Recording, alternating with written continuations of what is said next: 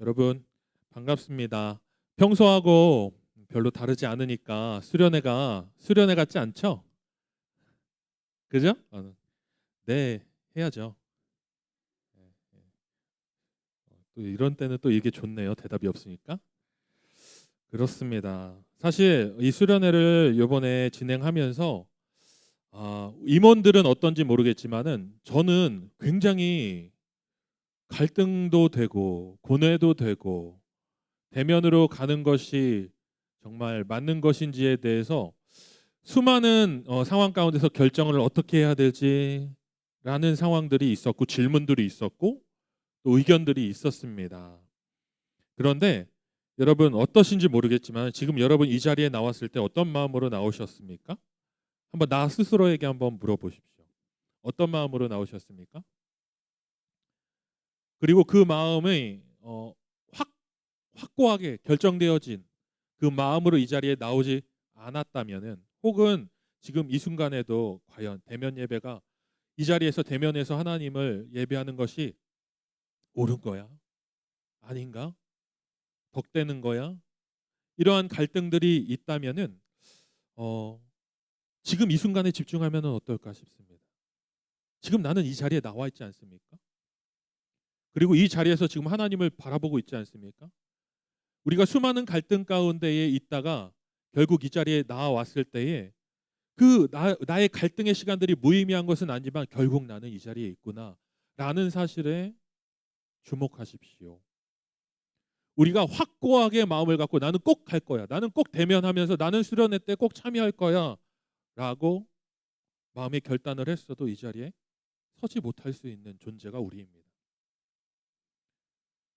지난 한 주 동안 정말 세상에는 정말로 우리가 상상하기 힘든 우리가 정말 차마 이게 벌어지지 말았어야 할 그런 일들이 세상 가운데는 정말 펼쳐졌습니다. 여러분들이 생각할 때의 3차 대전이라는 말이 정말 그거는 이렇게 성숙한 인류가 이렇게 전쟁의 참상을 수없이 겪어왔고 그 참혹한 현실에 대해서 비판하고 비난했던 우리가 또 다른 전쟁을 직면했을 때에 전쟁 앞에 섰을 때에 그것들을 우리가 미디어를 통해서 확인했을 때에 인간의 성숙이라는 것이 인류의 성숙이라는 것이 얼마나 보잘것없고 우리가 얘기하는 그 인간의 온전히 세워진 인간이란 온전한 인간이란 과연 존재할 수 있는가? 우리의 탐욕이 하나님이 바라시는 그런 온전한 인간에 도달할 수 있을까라는 질문을 할 수밖에 없는 지난 한 주간의 세상의 모습이 아니었나 싶습니다. 예전에 같이 사역했던 목사님이요, 그 중동 이집트를 성지순례를 갔던 옛날의 이야기를 해주더라고요. 그런데 그때의 본인이 그 중동에 있는 거리를 이렇게 거닐면서 그 타문화의 아름다움과 그 전통들을 보면서 굉장히 설레었던 기분을 가졌던 그때를 떠올렸었던 적이 있었답니다. 근데 어느 날인가 갑자기 뉴스에서 내가 성지순례 갔던 그곳이 막 포탄과 미사일로 완전히 폐허가 된 장면을 보고서 불과 3, 4년 전에 갔던 그 도시였는데 폐허가 된 장면을 보면서 저기 내가 정말 가면서 길거리 거닐면서 아침에 일어나서 커피 한잔 하면서 은혜를 받고 감동에 젖어 있었던 그 성지순례의 그 장소가 완전히 미사일로 폐허가 된 장면을 보면서 야, 어떻게 저기가 저렇게 다 파괴될 수가 있지? 이 생각을 했다고 합니다. 지도를 봤습니다. 저희가 청년부가 여름에 터키 성지순례를 계획하고 있잖아요. 아울리치를 계획하고 있잖아요. 지도를 보니까 바다 건너예요. 바로 위인 거예요. 그런데 그 옆에 제가 예전에 키르기즈스탄을 단기 선교를 갔던 그 나라가 바로 옆에 있는 거예요. 바로 그 사이에서 그 옆에 그 근방에서 전쟁이 일어난 거예요. 먼 나라 이야기죠. 남의 나라 이야기죠. 우리하고 상관없을 것 같죠. 그런데 저는 그 장면들을 보면서 이런 생각을 했어요. 어떻게 이런 일이 있을 수 있지? 어떻게 이런 일들이 지금 이 시대에 벌어지고 있을 수 있느냐 말이에요. 이 질문을 했단 말이에요. 성경을 떠올려 봅니다. 마지막 때를 떠올려 봅니다. 성서의 인물들이, 성서의 선지자들이, 성서의 하나님의 제자들이 예수 그리스도의 도래할 그날을 바라보면서 마지막 때를, 하나님이 주신 마지막 때를 떠올리면서 쓴 구절들을 떠올려 봅니다.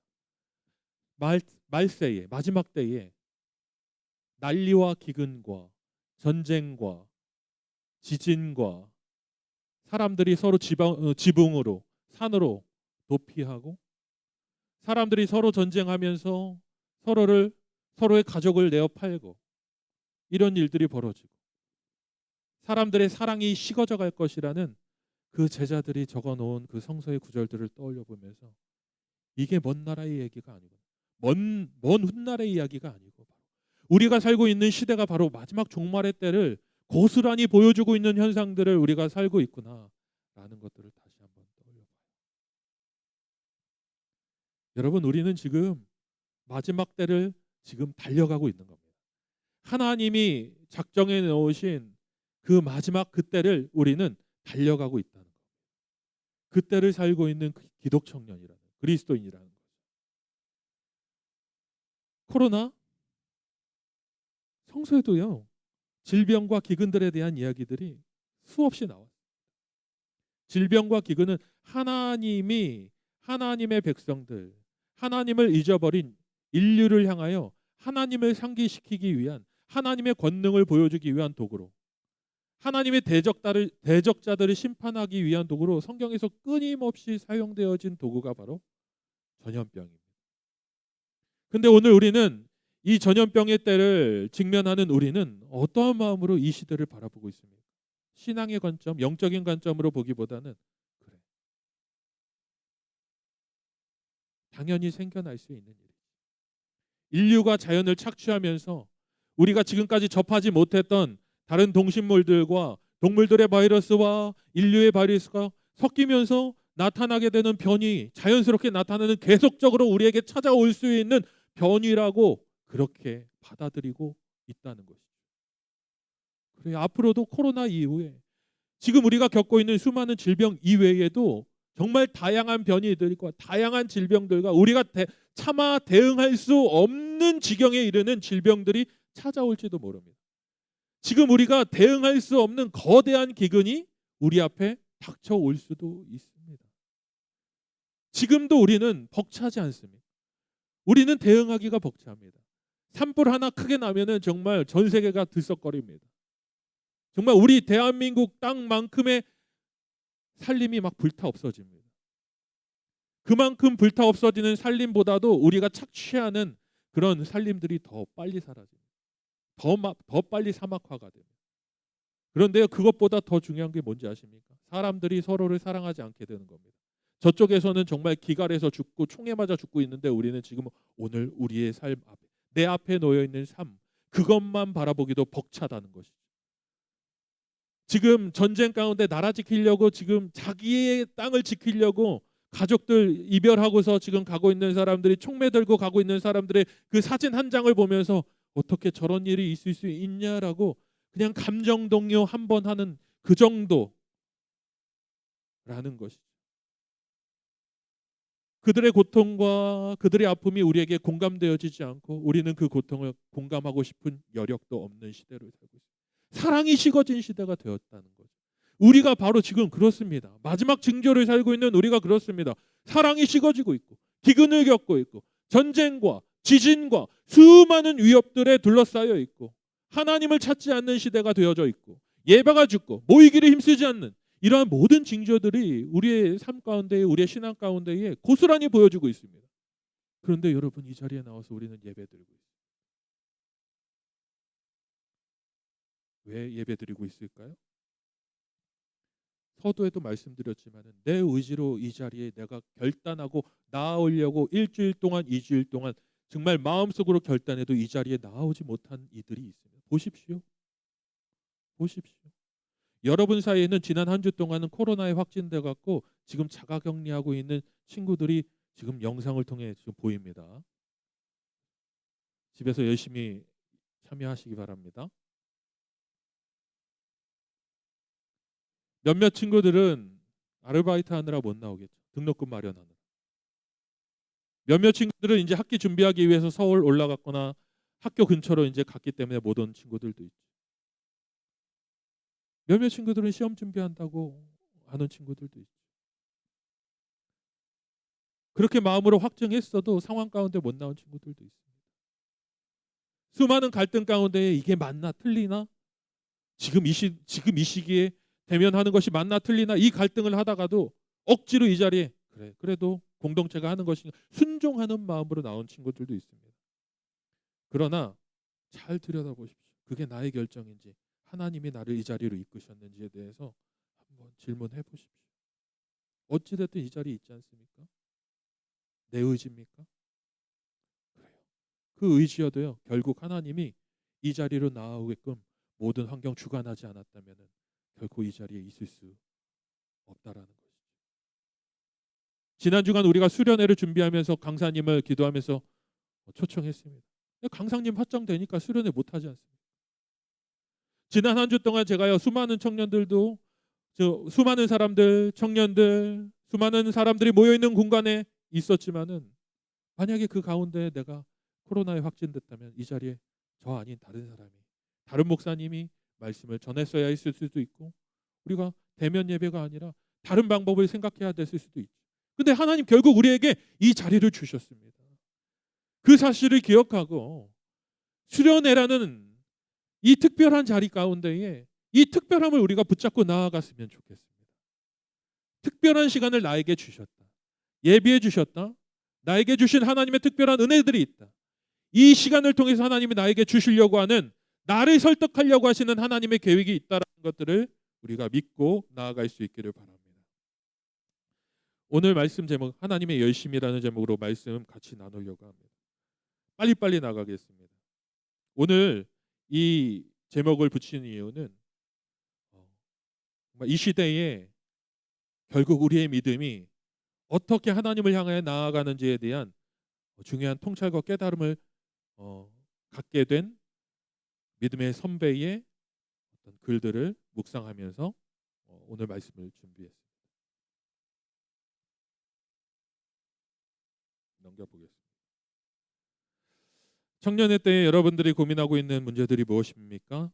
우리는 미래 마스크 쓰고 있으니까 보여요? 보이나요? 보이나요? 야, 이 대답도 안 하면 보여요?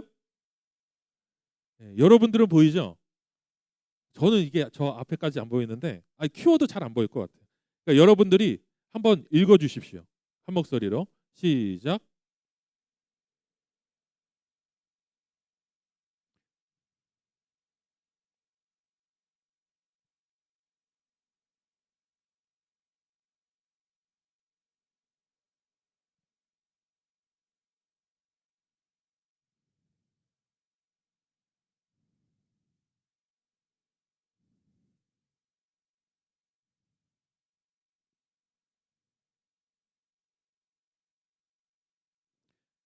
지금 저 갈등이 여러분들의 갈등, 여러분들의 고민, 여러분들이 처한 상황 아닙니까? 아니에요? 막 행복해요, 그냥? 공감하십니까?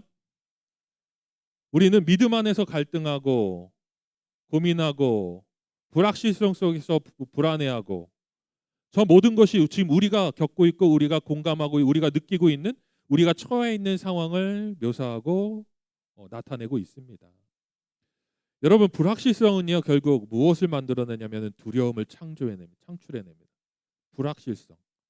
저 문 밖에 무엇이 존재하고 있느냐에 대해서 내가 불확실성을 가지고서 저 문 밖을 나아갈 때 우리는 이 자리에서 저 밖을 두려워할 수밖에 없습니다. 저 밖에 나를 해하려고 하는 어떤 존재들이 분명히 있겠지.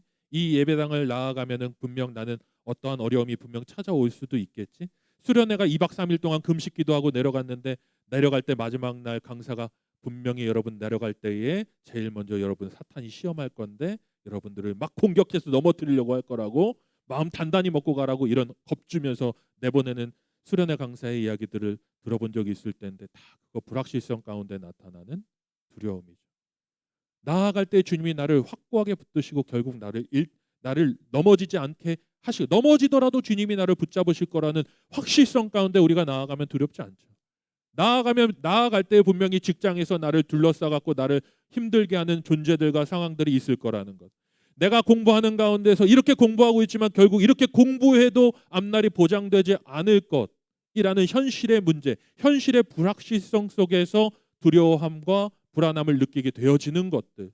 나는 건강한데 내 주변에 있는 건강을 잃은 사람들을 보면서 나도 건강을 잃게 되는 상황이 생기지 않을까라는 이 현실적인 불확실성, 이것이 결국 우리를 두렵게 하고 넘어지게 하는 상황들로 우리의 감정을 그렇게 몰아가죠. 뿐만 아닙니다. 우리는 믿음 가운데서도 그러한 두려움과 불확실성 속에 살고 있습니다. 하나님, 내가 지금 하고 있는 것이 맞습니까? 이 질문 합니까? 안 합니까? 하나님이 이게 원하시는 겁니까? 아닙니까? 라는 질문하면서 우리는 여전히 불확실성 속에 믿음 생활하고 있지 않습니까? 이게 내 욕심입니까? 내 욕망을 채우기 위한 것입니까? 하나님의 뜻입니까? 라는 질문을 하면서도 오늘 믿음 생활하고 있지 않습니까? 우리 청년의 때에 우리는 수많은 갈등들을 합니다. 그런데 이렇게 물어보는 거죠. 얼마 전에 이제 신방을 하는데 미안하지만 이제 이름은 얘기하지 않겠지만은 저도 했던 질문이고 그 청년뿐만 아니라 수많은 청년 신방하면서 종종 들었던 질문이기 때문에 과연 내가 하나님 앞에 어느 정도까지 나아가야 합니까? 그래야지 내가 하나님이 내가 하나님 앞에서 칭찬받는 믿음으로 설 수 있을까요? 제가 청년 때에 저희 너무 갈등이 되는 겁니다. 내가 가고 싶은 길과 하나님이 바라시는 길이 다른 것 같아. 혹시 이 고민한 친구 한번 손 들어 보세요. 다 하나님의 선지자예요? 다 뭐 선지 제자야? 다 제자예요? 다 사도예요? 다시 한번 여러분 어깨 한번 펴봅시다. 돌려보세요. 대답 안 하면 손 들어서 할 거예요. 자, 다시 한번 볼게요. 내가 가지고자 하는 길과 하나님이 가라고 하는 길이 다른 것 같다라고 그렇게 생각해 본 적이 있습니까? 없다. 난 항상 하나님의 뜻 가운데 가고 있다. 목회자가 될지어다. 축복했습니다. 대답 안 한 사람들은 사역자 되시는 거예요. 사역자 되어야 돼요. 내 인생에서 한 번도 하나님의 뜻에 거슬린 적이 없다. 하나님 부르신 자입니다. 지금 추수할 것이 많아요. 가야 돼. 그 친구 지금 줄어들고 있어 사역자들이. 자, 다 우리 그 고민하잖아요. 그죠? 그래서 저도 저를 가르쳐 주신 청년부 목사님한테 하루는 정말 번민하며 번뇌하며 찾아갔잖아요. 그래갖고 로비에서 앉아 있을 때 목사님 지나가시는 거 때다. 그리고 목사님 상담할 것이 있습니다. 그리고 목사님 그래 하면서 이렇게 왔어요. 근엄하게 와갖고 딱 앉아. 뭔데 이렇게. 내가 어느 정도까지 하나님 앞에 나를 드리면 되나요? 이렇게 질문했다.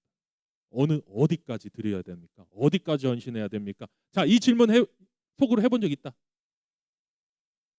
그냥 내 인생은 내 인생, 하나님 인생. 우리 적당히 이제 타협하면서 가면 된다. 예요? 아니면은 나 이 질문 해본 적 있다. 어디까지 하나님 앞에 헌신해야 되는지에 대한 갈등과 고민해본 적 있다. 한번 손 들어보세요. 자, 제가 그러면 그 친구들에게 한번 주선자님한테 나한테 이렇게 질문했어요. 그럼 내가 이렇게 답하는 거야. 목사님 어디까지 헌신해야 돼? 어디까지 드려야 돼요? 질문했잖아요. 내가 이렇게 돼. 어디까지가 어디 있어? 다 하나님 거지. 어디까지가 어디 있어요? 다 하나님 거지. 다 하나님이 주신 거지. 다 주신 거지. 다 드려야지. 하나님 뜻대로 다 해야지. 이게 답이지. 시원해요? 답을 들으니까? 시원하냐고요. 저 목사님 미쳤구나. 내 인생을 막 완전히 재단을 하는구나. 나를 들이네 그냥. 번제를 드리네 나를. 어땠어요 느낌이? 정죄받는 것 같죠? 내가 그렇게 하지 못하는 나 자신이 정죄받는 것 같죠? 또 아까 손 든 사람 누구 있어요? 이제 이러면 이제 손 아무도 안 들겠죠? 그랬다고요. 제가 질문을 했더니 그 목사님이 그 목사님 나쁜 분 아니에요. 네, 확신 있게 다 하나님 거지 딱 그렇게 얘기했어요. 그때부터 저는 기도하기 시작했습니다. 주님, 저는 다 드릴 수가 없습니다. 저는 저희 부모님이 지금까지 너무 힘들게 살았고 제대로 누려본 적도 없고 지금까지 우리 부모님이 나한테 나이 키우는 동안 제대로 사준 적도 없고 예? 갖고 싶은 거 가져본 적도 없고 늘 열등감 가운데 상황 가운데 놓일 수밖에 없었고 예? 우리 집은 늘 단칸방이었고 내 방에서 내 책상과 침대를 가져본 적이 없고 그래도 나는 조금 성공해서 그래도 조금 환경적으로 좀 성공해야지 그래도 이 다 무너져갈 것 같은 이 집안이 좀 살아나지 않겠습니까? 환경이 좀 받쳐줘야지 내 심령이 마음이 좀 여유가 생기고 좀 부드러운 사람이 되죠. 이런 생각을 갖고 있었는데 다 드려야지 그러니까 다 드린다는 거는 그 당시에 다 드린다는 거는 그냥 주님을 위한 사역을 하는 인생이 돼야 되는 거라고 생각했어요. 근데 주님 저는 저에게 주신 달란트가 있잖아요. 제가 잘할 수 있는 게 있잖아요. 근데 이 길과 그 길 가운데에서 하나를 선택해야 된다는 그 강박관념에 사로잡혀 있었던 나는 그 질문 앞에서 너무 마음이 불편했습니다. 힘들었습니다. 다 드려야지. 다 주님 거지. 근데 얼마 전에 청년들과 얘기하면서 한 청년과 얘기하면서 그 청년 안에 이 똑같은 질문이 있다라는 것을 저에게 물어보더라고요. 그래서 제가 그때가 떠올라갖고 그 청년한테 목사님 어디까지 하나님 앞에 내가 헌신해야 되고 이렇게 해야 되는지 이 질문을 할 때 그때 장면이 떠오르는 거예요. 그래갖고 얘기했죠. 다 드려야지. 다 드려야지. 다 하나님이 주신 건데 우리 다 헌신하고 다 사역제 해야지라고 했으면은 저는 그때 그 마음을 하나님이 그렇게 대답하라는 마음을 안 주시고 이렇게 그 질문을 내 마음 가운데 주셨는데 나는 그 대답을 다른 사람한테 찾아. 그 질문을 내게 내 마음 가운데에 말씀하신 분은 하나님이시고 하나님은 나에게 그 질문을 하신 것이지 다른 사람에게 다른 목사님에게 다른 신앙이 좋은 사람에게 그 답을 대신 듣기를 원하시지 않으셨다는 것을 알게 돼요. 왜 힘들었는지 알아요? 내 대답이 아니기 때문에. 내 답이 아니기 때문에. 하나님이 나를 통해서 받고자 하는 그 고백이 있는데 그 고백은 그분의 고백이지 내 고백이 아니기 때문이에요. 그래서 얘기했습니다. 그거는 하나님이 너에게 하신 질문입니다. 그리고 하나님은 그 질문 통해서 당신에게 듣고자 하는 대답이 있다라는 얘기를 해줬습니다. 근데 어떠한 대답을 할지는 누구도 몰라요. 근데 그때부터 어떤 일이 벌어지냐? 오늘 말씀의 주제가 이제 시작되는 거예요. 오늘 말씀의 주제가 그때부터 시작되는 거예요. 하나님이 나에게 이 질문을 하셔요. 만약에 어느 정도까지 헌신할 수 있는가? 나는 하나님을 향하여 어느 정도까지 나를 드릴 수 있는가라는 내 안에 있는 그 질문이 나를 이제 괴롭게 하고 번민하게 할 때에 그것은 하나님이 나에게 하시는 질문이라는 거죠. 마치 아브라함에게 이삭을 바쳐라 라고 얘기하시는 하나님의 음성처럼 그 음성을 듣는 아브라함은 그때부터 번민한 겁니다. 괴로운 겁니다. 하나님이 나에게 이삭을 바치는 행위는요 단순히 퍼포먼스와 제사 의식이 아니라 그 행위를 통해서 하나님은 아브라함에게 듣고자 하는 고백이 있었다는 거예요. 이삭을 바칠 수 있는 사람은 다른 사람이 아니에요. 다른 종이 이삭을 바칠 수 없습니다. 그 누구도 이삭을 하나님 앞에 제단 위에 세울 수 있는 사람은 한 명도 없어요. 자격이 주어지지 않았어요. 오로지 아브라함만 이삭을 제단 위로 올릴 수 있는 그런 하나님의 질문을 받았다라는 거죠. 여러분에게는 지금 하나님 뭐라고 질문하고 계십니까? 그 질문 앞에 서야 돼요. 이번 수련회가 내 안에 그 번민과 신앙적인 갈등과 정말 내 안에서 정말 괴로워하는 나 자신을 발견하게 되었다면은 보고 있다면은 여러분 그 질문을 갖고 제단 위로 가야 된다는 거예요. 그 질문을 갖고 하나님이 지시하시는 산으로 가야 돼요. 그래서 그 안에서 그 가는 과정 가운데에 괴로워야 돼요. 고통스러워야 돼요. 하나님, 나는 여전히 내 아들을 사랑합니다. 하나님, 나는 여전히 나에게 주신 삶의 어떤 비전과 목표와 지금까지 애써왔고 노력해왔던 것들을 나는 소중하게 여깁니다. 그러나 하나님이 나에게 그 질문을 던지셨다. 그럼 그 가운데서 우리는 씨름해야 된다고요. 괴로워해야 된다고요. 괴로워하지 않고 누군가가 다 하나님 거야. 하나님이 하실 거야. 괜찮아. 도와주실 거야. 보호해 주실 거야. 치료해 주실 거야. 열어주실 거야. 잘 될 거야. 잘 될 거야. 복. 아니라는 거예요. 우리는 답을 받기 위해서 신앙생활을 하는 것이 아닙니다. 답을 받기 위해서 말씀 듣는 거 아닙니다. 여러분, 이 말씀 가운데서 만약에 여러분 아하 저게 답이구나. 아닙니다. 내 마음이 좀 시원하구나. 그것도 아닙니다. 그래 내가 마음 다시 다잡아야지. 그것도 아닙니다. 말씀은 괴로운 겁니다. 하나님이 우리에게 던지시는 하나님의 질문은요 결코 한 번도 단답형이 아니라 먼저 그 가운데에 번민하고 괴로워하고 하나님 앞에서 씨름하는 우리들의 모습을 하나님을 먼저 보신다는 거예요. 그 질문이 던져졌을 때 아브라함은 3일 동안 괴로워했어요. 걸어가는 그 순간 발걸음 하나하나가 너무 무거운 거예요. 오늘 우리가 그 말씀 가운데로 나아가야 돼요. 이 수련회가 하나님이 나에게 던지시는 그 질문 가운데 씨름하고 번민하고 괴로워하면서 결국 하나님이 나를 어떻게 이끌어 가시는지에 대한 그 하나님의 섭리를 발견할 수 있는 수련회가 돼야 된다. 로마서 이거는 마지막을 보도록 하겠습니다. 우리는 다중복합 전방위적으로 우리는 두려움의 요소 상황들로 둘러싸여 있다. 아까 말씀드렸잖아요. 우리는 다양한 상황으로 둘러싸여 있어요. 성경에는 두려움이라는 단어가 푸뉴마라는 단어가 있어요. 근데 이 두려움이라는 단어 어떤 의미로 쓰이냐면은요. 결국은요. 이 두려움이라는 단어 영적인 것으로 해석해요. 성경에서는 영적으로 해석한다고요. 악한 영 귀신을 가리킬 때에 이 푸뉴마라는 단어가 사용되기도 하고 성경에서 두려움, 인간의 감성적인 태도나 기질 너머의 영적 존재 혹은 영적인 상태에 작용하는 인식들 그러니까 영적인 존재로 인해서 찾아오는 것이 두려움이라고 말하고 있어요. 성경은. 바울은 그렇게 해석을 해요.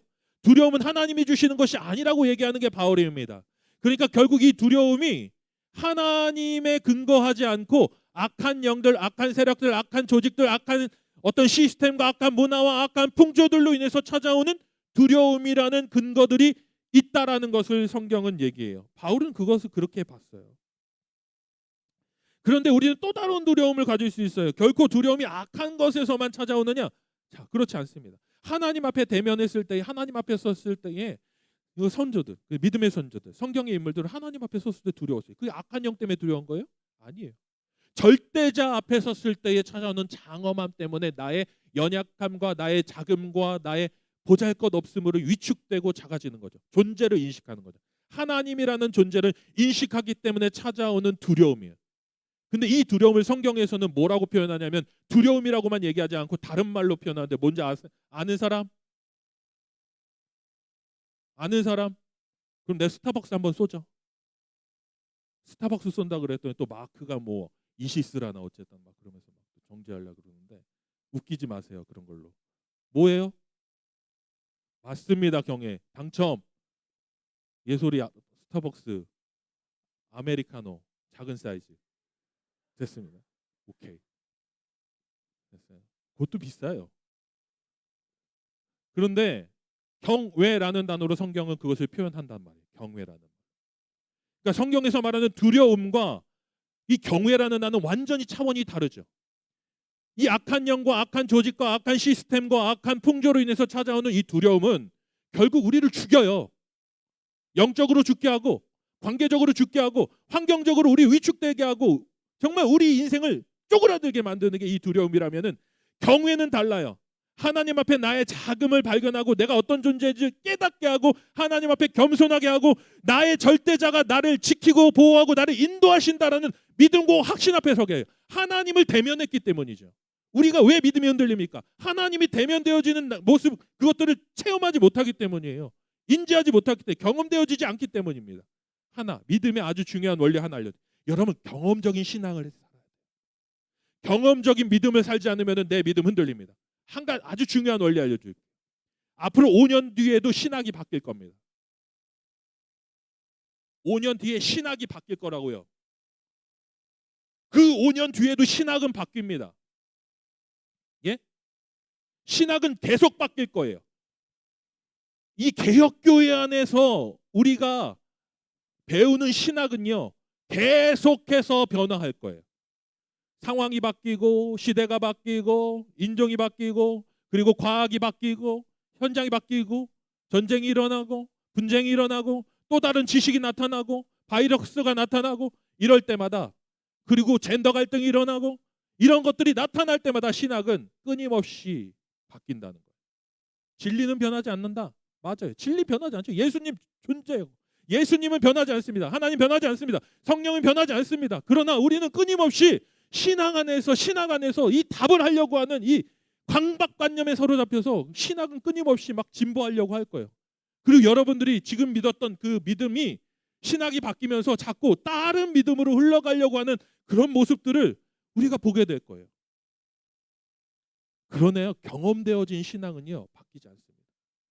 나를 만나주신 하나님은 여전히 동일하기 때문이죠. 내가 하나님을 만났어요. 근데 내가 하나님을 만난 하나님은 만난 하나님인 거죠. 신학이 바뀌었다고 해서 그때 나를 만나주신 하나님이 하나님의 존재가, 형상이, 하나님이라는 존재가 바뀌냐? 바뀌지 않아요. 하나님은 영원히 동일하시니까. 그러니까 경험적인 신앙은 결국 우리를 견고한 믿음으로 세워줍니다. 그러나 우리는 여러분, 이 시대를 사는 수많은 청년들이 이렇게 얘기해요.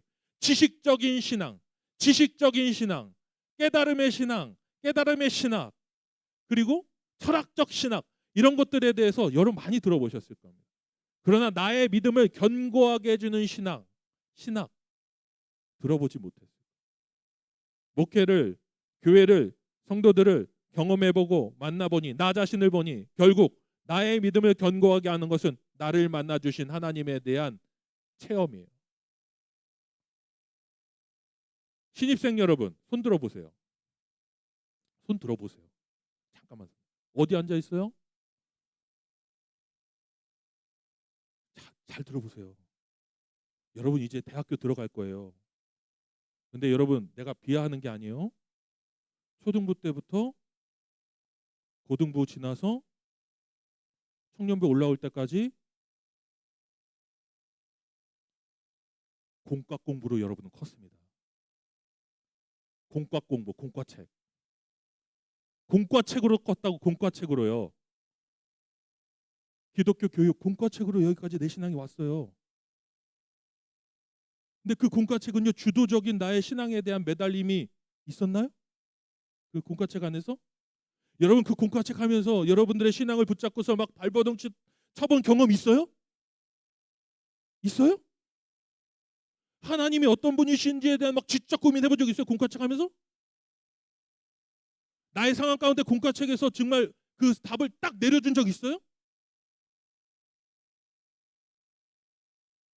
그리고 나서 아무것도 안 하고 지금 대학 가겠대. 오, 완전히 담대해.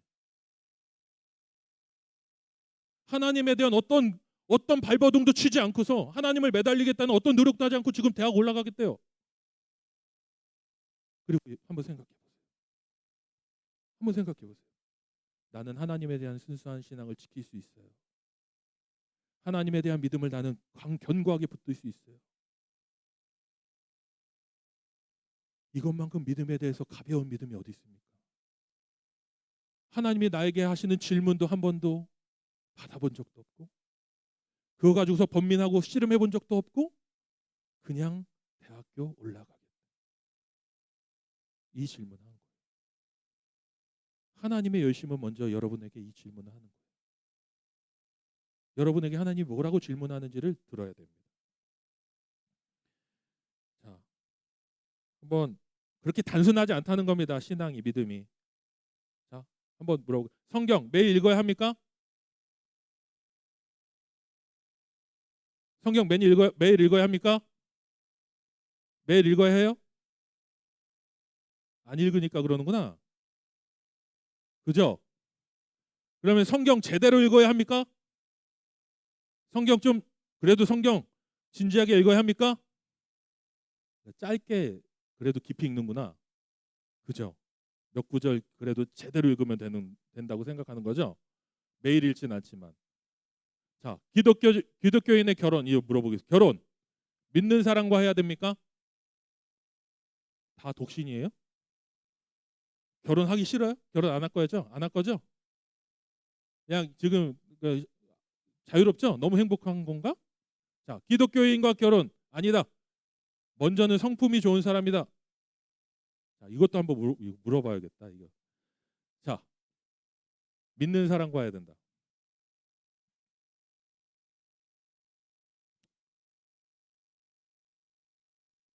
빨리 들어보세요. 믿는 사람과 해야 된다. 축복합니다. 믿는 사람과 하세요. 주님이 인도해 주실 줄 믿습니다. 이런 여러분 기복신앙으로 살지 맙시다. 축복해 준다고 아멘 하고. 자, 그러면은 기독교인의 결혼 성품 좋은 사람과 해야 합니다. 손 들어 보십시오. 성품 좋은 사람과. 성품 좋은 사람과. 자, 손 들어 보세요.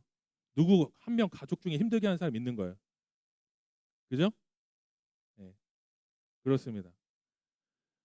저 뒤에서 막 손을 번쩍 드는데 위에서 성품 좋은 사람과. 자, 또 밑에 한번 질문 한번 해보겠습니다. 하나님을 대면 예배 드려야 된다. 손 들어보세요. 대면 예배. 자, 이건 이제 여러분에게 이제 선택할 수 있는 아주 적절한 대답이죠. 영적 예배 드려야 된다. 뭐예요? 형식적인 예배 드려야 된다가 아니고 영적 예배 드려야 된다라는 거잖아요. 한번 자, 다시 한번. 대면 예배 드려야 된다. 영적인 예배 드려야 한다. 우리 이거 가지고서 갈등하잖아요. 이 질문 가지고. 그렇지 않습니까? 하나만 다 이것만 좀 얘기해 주. 이따 밥 먹을 거니까 얘기해 줄게요. 이따가 식사할 때에 순별로 먹으면 안 된다. 빨리 손 들어보세요. 순별로 먹으면 안 된다. 손 들어보세요. 손 들어보세요. 왜? 다 먹을 거니까 안 드는구나. 자, 아니다. 각자 알아서 해결해야 된다. 이거 봐. 그럼 누가 얘기한 거야 지금? 지금 질문이 와갖고 이제 정리해 드리는 거예요. 자, 여러분. 지금 코로나는 정부에서도 파악할 수가 없습니다. 이제. 그리고 정책은 위드 코로나로 가는 거예요. 그리고 위드 코로나로 갈 때에 이게 타격이 얼마만큼 올지에 대해서 수많은 학자들과 방역 전문가들이 통계 내고 지금까지 경험들을 우리나라의 경험을 넘어서서 이미 이것을 겪었던 나라들의 통계를 다 수집해 갖고 이것들을 지금 정책을 해 나가는 거예요. 우리의 지금 예측보다 더 명확하게 이것들을 준비하고 대비하는 사람들이 이것들을 정책을 이끌어가는 거예요. 하나님이 주시는 여러분들을 향한 영감보다 정말 밤새 노력해 갖고 통계를 만들어내는 사람들이 지금 정책을 하루하루 만들어가고 있다는 거죠. 그래서 어느 날 갑자기 하나님 안 되겠다. 이번 수련회는 안 될 것 같아요. 주님 주시는 게 아니야.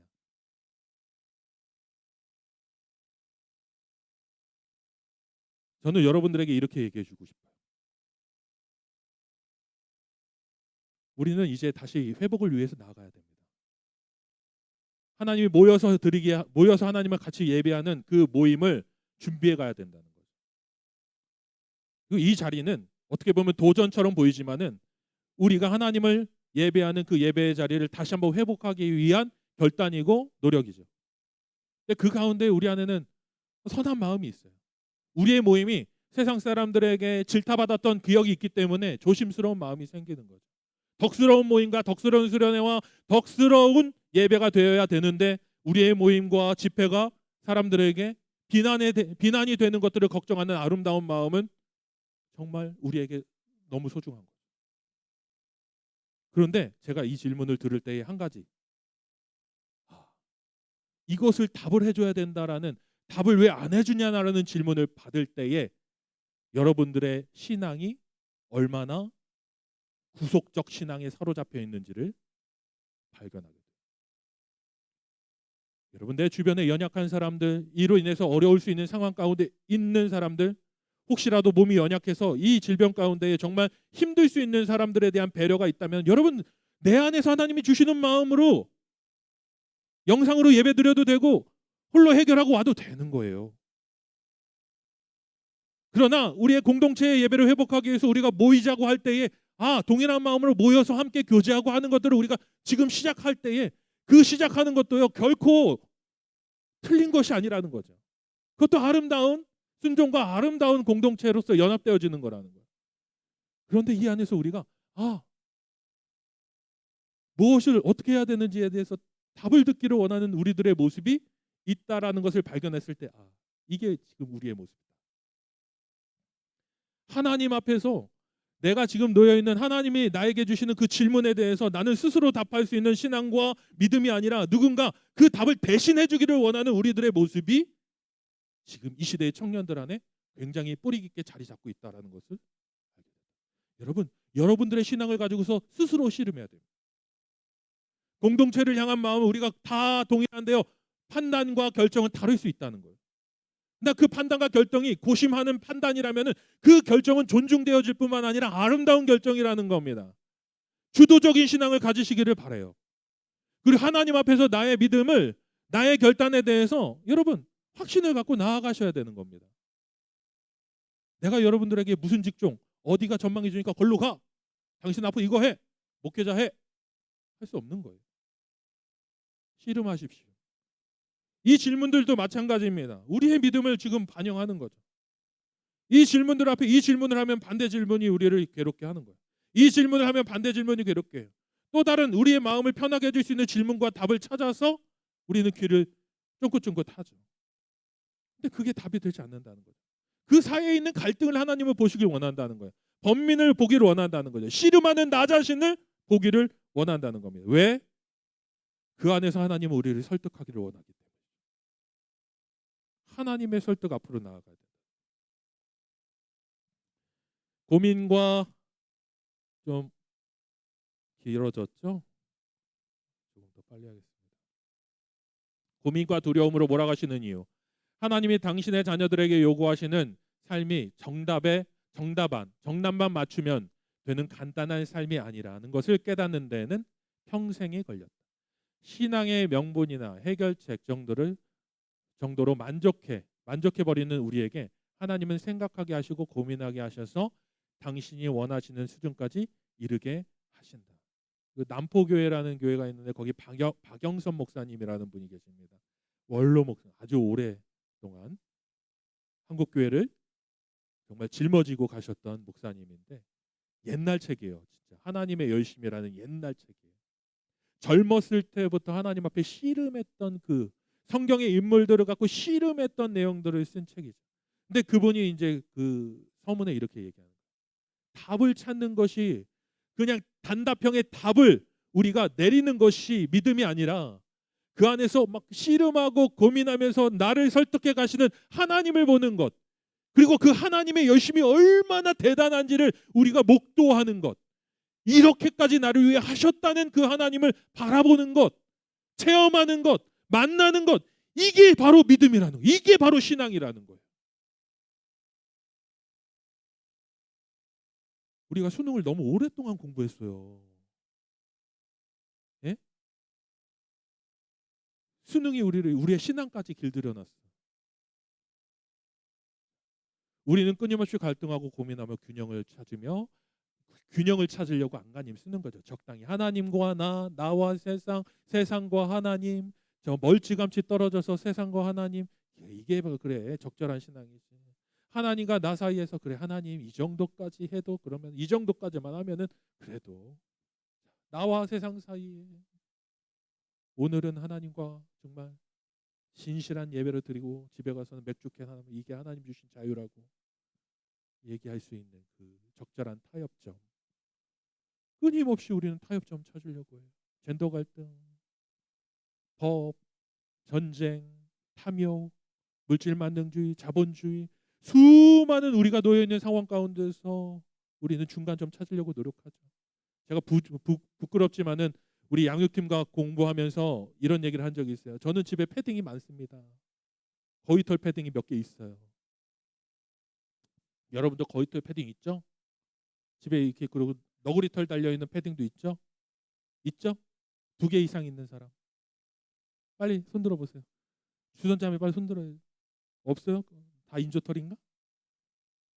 그 거위털은 있죠? 있어요? 없어요? 있어요. 2개 이상 있는 사람 빨리 손 들어 보세요. 이 자본주의자들. 네. 나도 자본주의자예요. 여러분, 제가 그 거위털 뽑는 거 보고서 충격을 받았어요. 그래도 나는 거위털 잠바를 또 샀어.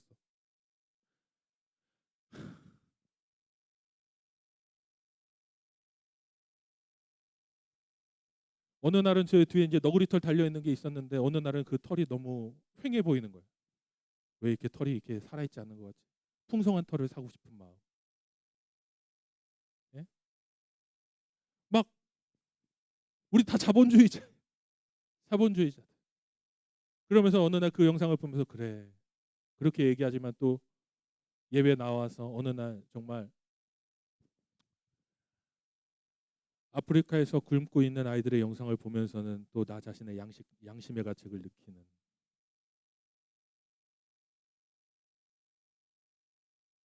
어디에 답이 있습니까? 저는 그래 우리가 얼마나 이 얘기를 하려는 게 아니에요.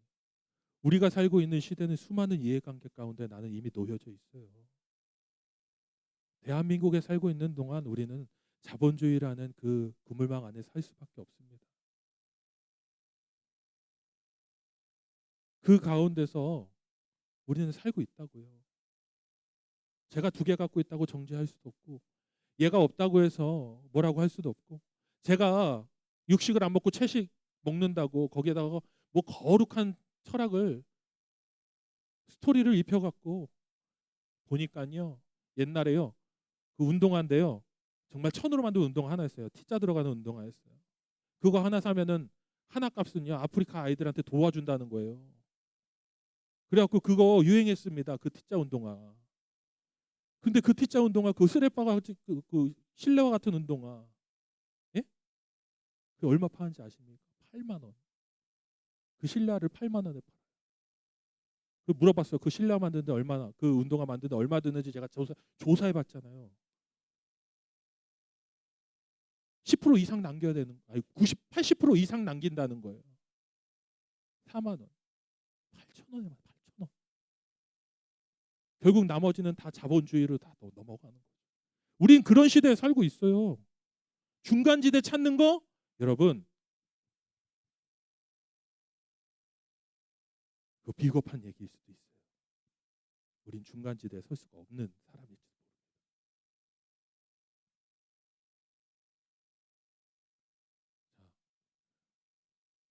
하나님 앞에 선다 얘기하지만 우리는 물질적인 성공, 11조, 교사, 선행, 취업, 선교, 전도, 안정적인 삶 추구, 봉사활동, 실리 추구하는 것들 수많은 것들 앞에서 우리는 뒤엉켜 살고 있습니다. 코람데오 다 가려지는 거죠.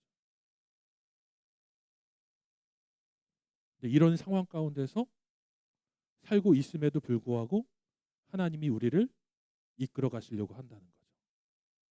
어떠한 방식으로? 믿음과 은혜의 관계를 깨닫게 하시고 은혜의 법으로 믿음의 법으로 믿음이란 구원하려는 대상에게 구원의 이유를 찾지 않고 그에게 구원이라는 결과를 주는 하나님의 방법. 한번 따라해 보겠습니다. 시작.